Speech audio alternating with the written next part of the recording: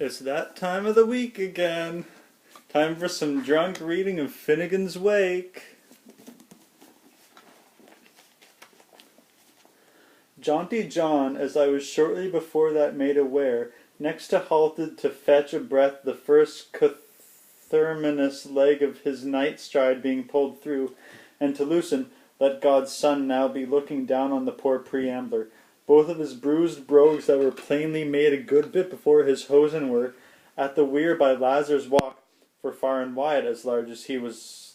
lively. He was noted for his humane treatment of any kind of abused footgear. A matter of maybe 90 or so barrel hours distance off as he merited to do. He was there, you could planimetrically see, when I took a closer look at him, that was to say, gracious helpings, at this rate of growing our cottage child of yestereve will soon fill space and burst in systems. So speeds the instant,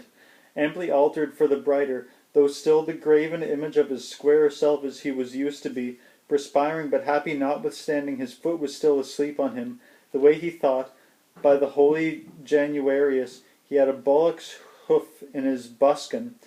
with his hallexes so splendid, through Ireland untranscended, big-mouthed postler, propped up, restant, against a butter-blonde warden of the peace, one Comstablish Sigurdsson,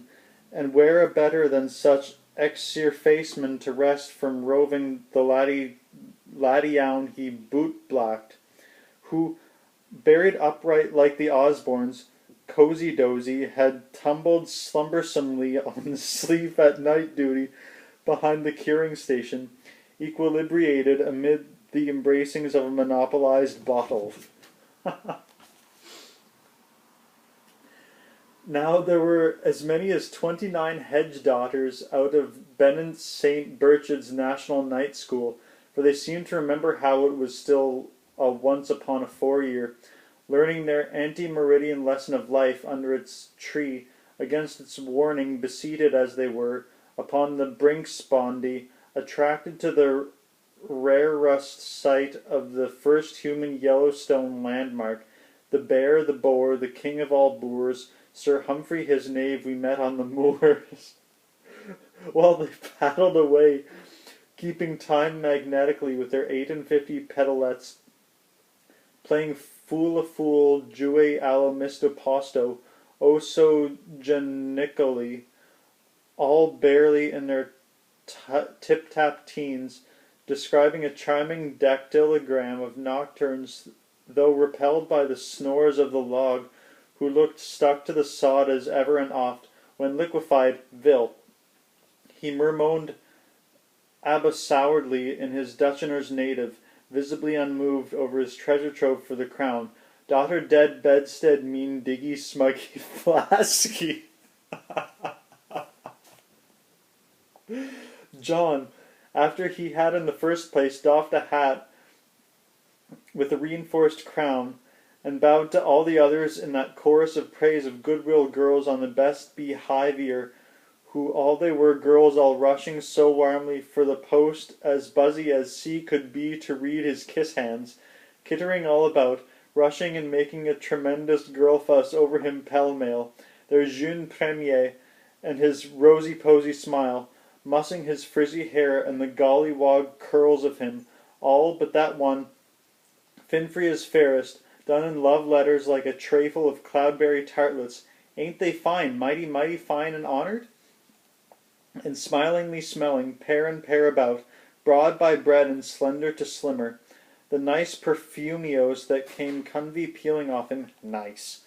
which was angelic simply, savouring of wild thyme and parsley jumbled with breadcrumbs, oh nice, and feeling his full fat pouch for him so tactily, and jingling his jelly bags for, though he looked a young chappie of 6 they could frol by his manhood that he was just the killingest lady-killer, all by kindness. Now you, John, asking kin-lily, hillo, missies, after their how are yous at all with their dolly begs, and where's Agatha's lamb, and how are Bernadetta's columbillas, and Juliana's tubber bunnies, and Eulalina's tugger funnies. He next went on, fine feeling fit, to drop a few stray remarks anent their personal appearances, and the contrary taste displayed in their tight kitty casques and their smart fricky frockies, asking coy one after sloy one had she read Irish legends, and gently reproving one that the ham of her hom could be seen below her hem, and whispering another aside as lavariant that the hook of her hun was open a bittock at her back to have a side to that hom, and all of course just to fill up a form of pure human kindness and in sprite of fun, for John, by the way, was by the way of becoming, I hope he was, the most purely human being that ever was called man, loving all up and down the whole creation, from Samson's tyke to Jones's sprat, and from the king of all wrens down to infusories. John, after those few prelims, made out through his aeroscope the apparition of his fond sister Izzy, for he knowed his love by her waves of splabashing, and she showed him her proof by her way of sblubushing. Nor could he forget her so tarnally easy as all that, since he was brother besides her Benedict godfather, and heaven knows he thought the world in his life of her sweetheart could brow, poor good true John.